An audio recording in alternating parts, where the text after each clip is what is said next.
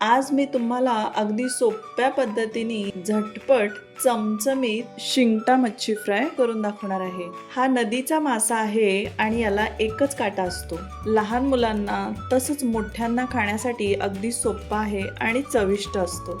मच्छी विकणाऱ्या दादांकडूनच मासे साफ करून आणलेले आहेत आणि त्याला अशा चिरा मारून घेतलेल्या आहेत, म्हणजे मीठ आणि मसाले आतपर्यंत मुरतात आणि मासे फ्राय केले की आणखीनच चविष्ट लागतात. 4 मासे इथं स्वच्छ धुवून घेतलेले आहेत.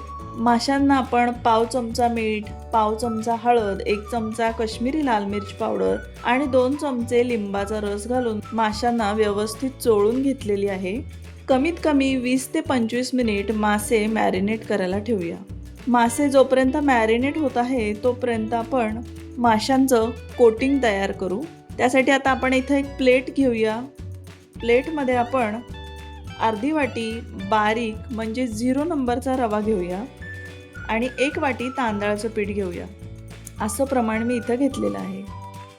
या रवा आणि तांदळाच्या मिश्रणात चवीनुसार मीठ आणि पाव चमचा हळद आणि अर्धा चमचा काश्मीरी लाल मिर्च पावडर घातलेली आहे आणि अर्धा चमचा धने पावडर घातलेली आहे.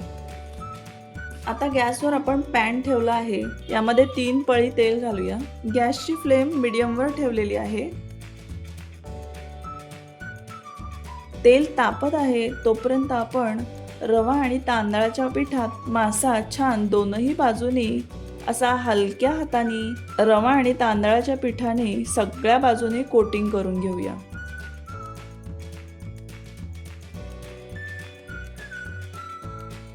आता पॅनमध्ये फ्राय करण्यापूर्वी मासा असा झटकून घेऊ, म्हणजे जास्तीचं रवा पीठ हे निघून जातं. असे सगळे मासे पिठात घोळून घेऊ आणि एक एक करून पॅनमध्ये ठेवूया. मध्यम आचेवर एक बाजू पूर्ण फ्राय झाली की मगच मासा आपण पलटी करूया.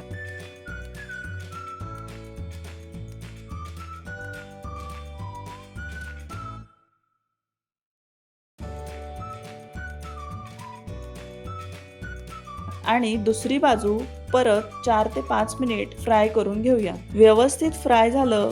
माशांना सगळ्या बाजूनी तेल लागण्यासाठी पॅन असा फिरवून घेतला की सगळ्या माशांना व्यवस्थित तेल लागतं. त्यामुळे कमी तेलामध्ये खूप छान फिश फ्राय तयार होतात. आता दुसरी बाजू व्यवस्थित फ्राय झाली की असा छान खमंग असा सुगंध सुटतो आणि मग आपण गरमागरम फिश फ्राय प्लेटमध्ये काढूया. अगदी कमी तेलामध्ये असा कुरकुरीत फिश फ्राय नक्की करून पहा आणि खाऊन बघा. तुम्हाला नक्कीच आवडेल.